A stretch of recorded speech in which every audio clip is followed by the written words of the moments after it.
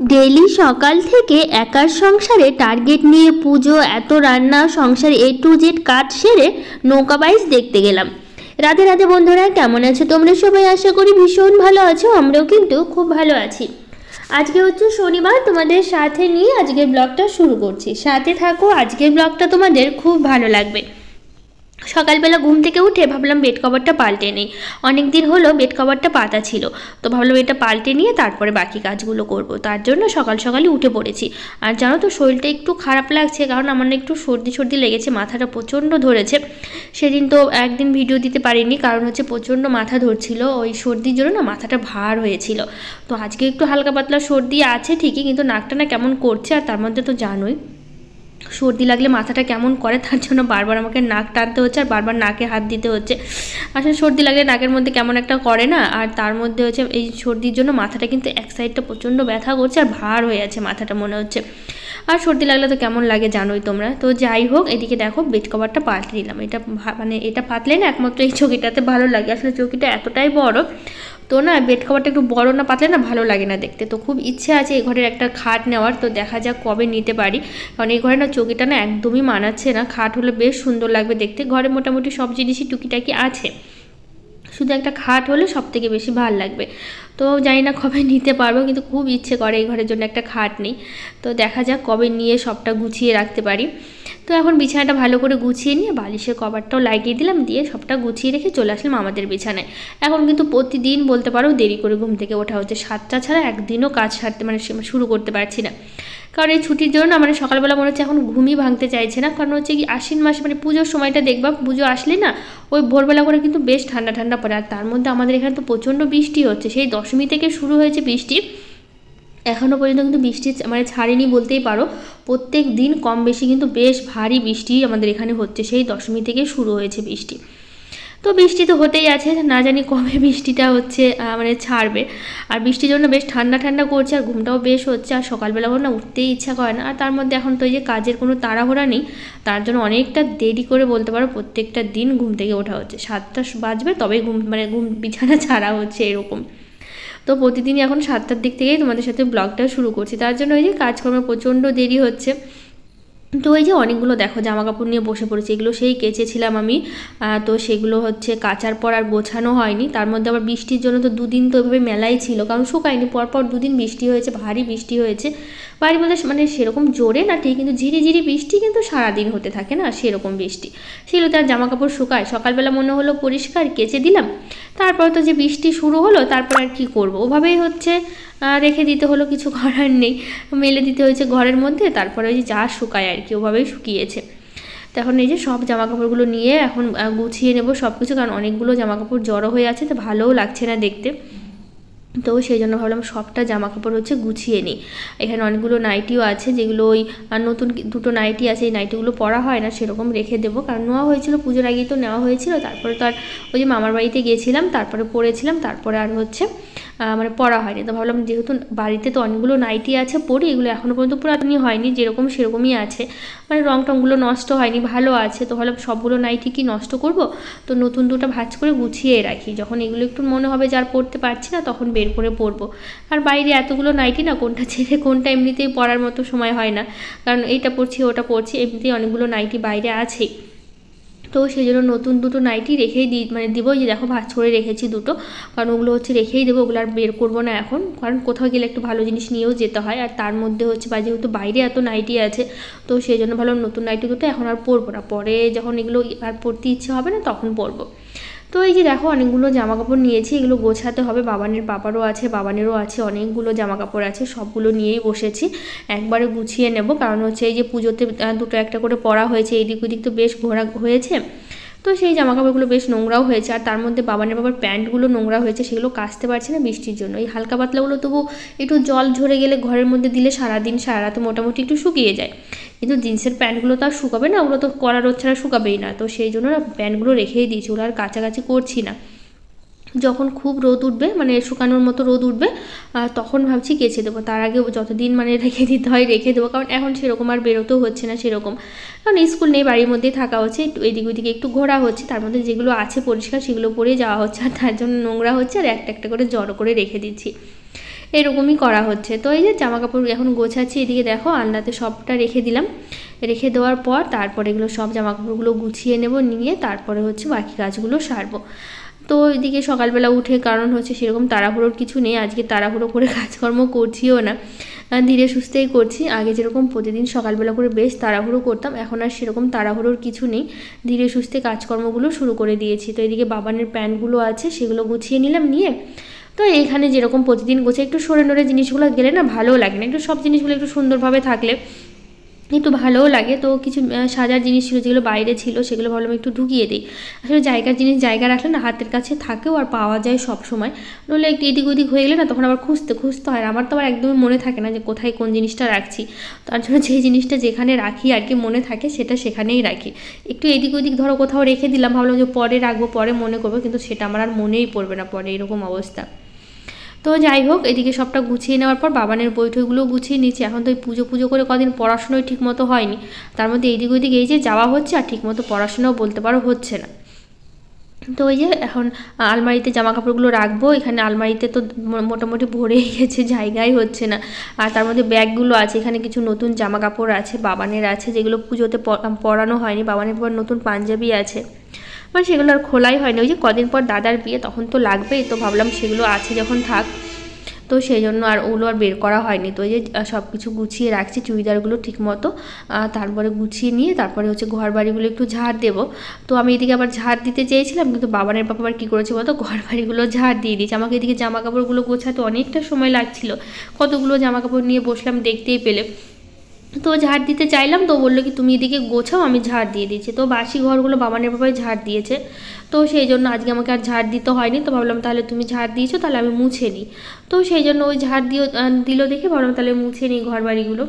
তো এই দিকটা মুছে নেবো। আজকে আবার যাবো হচ্ছে নৌকা বাইচ দেখতে, মানে আজকে কারণ আমাদের এখানে না আলালে বেশ সুন্দর নৌকা বাইচ হয়, প্রতি বছরই হয়, তো আজকেও হবে। তো সেখানে হচ্ছে দেখতে যাব। তো আমরা সবাই মিলে গেছিলাম, তো সেখানে নৌকা বাইচের বেশ সুন্দর ভিডিও করা হয়েছে, বড় বড় 3টে নৌকা ছিল, ছোট ছোট নৌকা 3টে হয়েছে, 3টে মানে 2বার করে হয়েছে, ছোট 3টে নৌকা একসাথে হয়েছে আর বড় 3টে নৌকা একসাথে হয়েছে।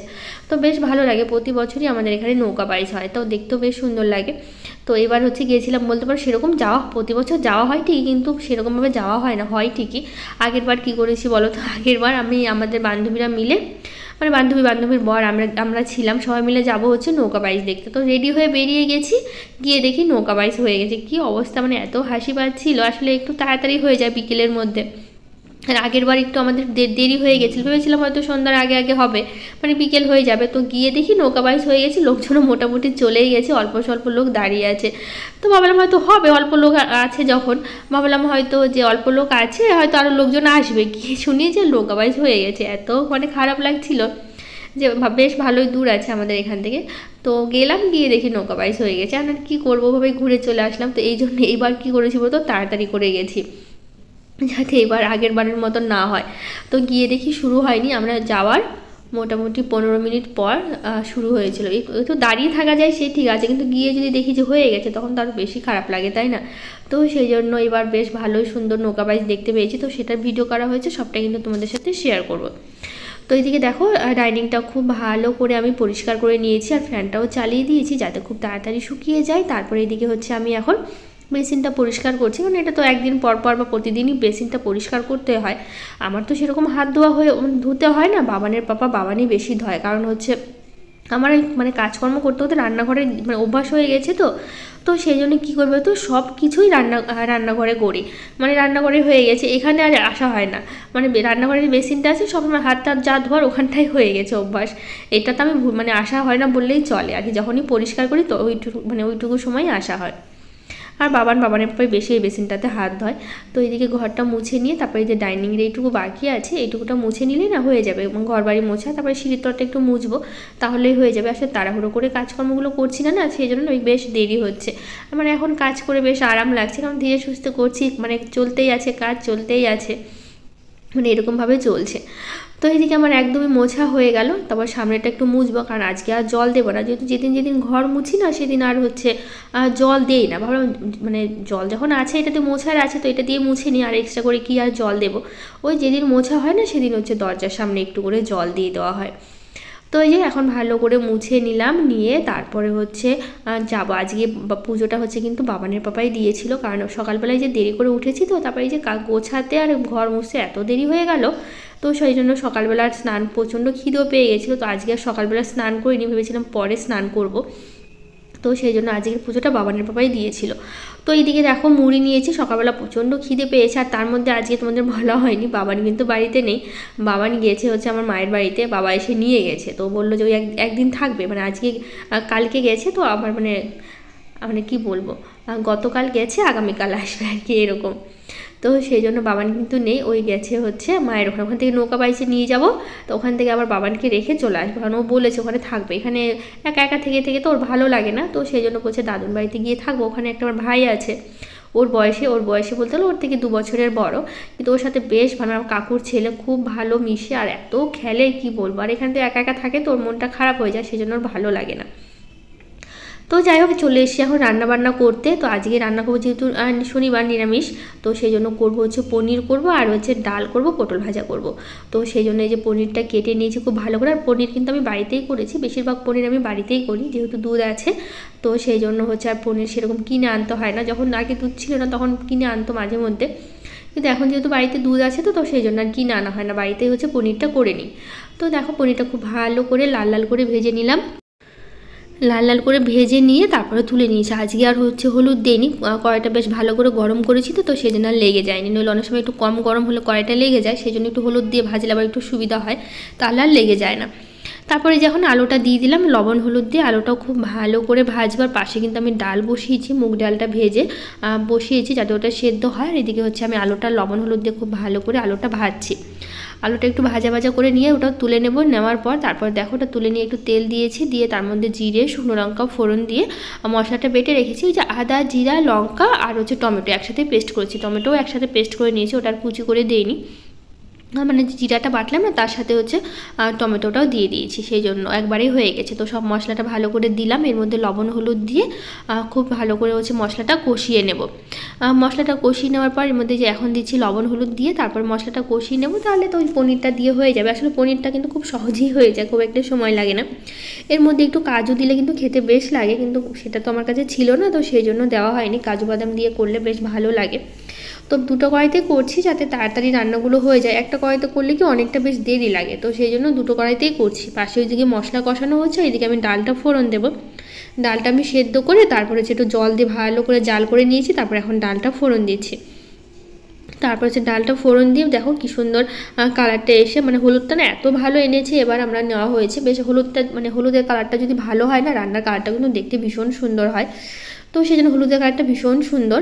তো যাই হোক এদিকে ডালটা ভালো করে ফোড়ন দিয়ে দিয়েছি, দিয়ে তারপরে এর মধ্যে দিলাম হচ্ছে পনির আর হচ্ছে আলুটা দিয়েছি। তো যাই হোক আমার না এত মানে মাথা যন্ত্রণা করছে আর সর্দি লেগেছে না, ভয়েসটা দিচ্ছি একটু হয়তো আলাদা শোনাতে পারে তোমাদেরকে, যেহেতু শরীরটা এত খারাপ লাগছে। আসলে সর্দি লাগলে না আমার প্রচণ্ড শরীর খারাপ হয়, মানে যতটা অন্য কিছুতে যতটা শরীরটা খারাপ না লাগে, কিন্তু সর্দি লাগলে না আমি না সত্যি বলতে ঠিকই থাকতে পারি না, এত মাথাটা ভার হয়ে থাকে, নাকটা বন্ধ হয়ে থাকে, মানে আলাদা একটা কষ্টই লাগে বলতে পারো। তো যাই হোক এদিকে দেখো মশলার সাথে ভালো করে কষিয়ে নিয়ে জল দিলাম, দিয়ে ঢেকে দিয়েছি ওইদিকে সেদ্ধ হোক। আর এদিকে ডালটা আমার ফুটিয়ে নিয়েছি অনেকক্ষণ, ডালটা হয়ে গেছে, তো ভাবলাম কি এর মধ্যে হচ্ছে পটলগুলো দিয়ে দিই, পটলগুলো দিয়ে তো ভালো করে ঢেকে দেবো, কারণ পটল ভাজতে একটু সময় লাগে, ঢেকে দিলে এদিকে ভাজাও হয়ে যাবে আর সাথে কিন্তু পটলগুলো হচ্ছে সেদ্ধও হয়ে যাবে। তো সেই জন্য ভালো করে দেখো সুন্দর করে এক জায়গায় করে নিয়ে এটা ঢাকা দিয়ে রেখে দেবো, যাতে ভাজাও হয় আর সেদ্ধও হয়। এদিকে আমার পনিরটাও হয়ে গেছে, একটু ঝোল ঝোল রেখেছি, কারণ ঠান্ডা হলে না এটাই আবার টেনে যাবে, পুরো আলু দিয়ে করেছি তো, আলুতে জানো জলটা কতটা টানে, সেই জন্য। তো ওইদিকে আমার পনিরটা একদমই হয়ে গেছে, আর এদিকে পটল ভাজাটাও আমার হয়ে গেছে। তো এইদিকে ওলট পালট করে নিয়েছি, বেশ দুদিকে লাল লাল করে ভেজে নিয়েছি, নিয়ে তারপরে হচ্ছে এখন পটলগুলো তুলে নেব। আর এদিকে পনিরটা কিন্তু আমি নামিয়ে নিয়েছি, তো পটলগুলো নামিয়ে নিয়ে তারপর হচ্ছে এখন বাসনগুলো মাজবো। অনেকগুলো বাসনই কিন্তু জড়ো হয়েছে, দেখো বাসনগুলো বেশ জড়ো হয়েছে, তো সেগুলো বাসনগুলো অনেকটা সময় ধরে মানে মাজতে বেশ ভালোই সময় লেগেছে, যেহেতু অনেকগুলো বাসন তো সেই জন্য। তো সবগুলো বাসন খুব ভালো করে ঘষে ঘষে পরিষ্কার করেছি, আবার তার মধ্যে দুটো কড়াইতে রান্না করলে দুটো কড়াই পরিষ্কার করতে হয়, তো অনেকগুলো বাসন যেহেতু ছিল তো সেই জন্য ভালো করে পরিষ্কার করে নিয়ে তারপরে হচ্ছে এখন ধুয়ে ধুয়ে রাখছি। এদিকে গামলার মধ্যে রেখে দিলাম, জলটা ঝরুক, জলটা ঝরে গেলে তারপরে সব বাসনগুলো গুছিয়ে রেখে দেবো হচ্ছে মানে ওই যে এটা হচ্ছে বাসন রাখার একটা আছে ওখানে।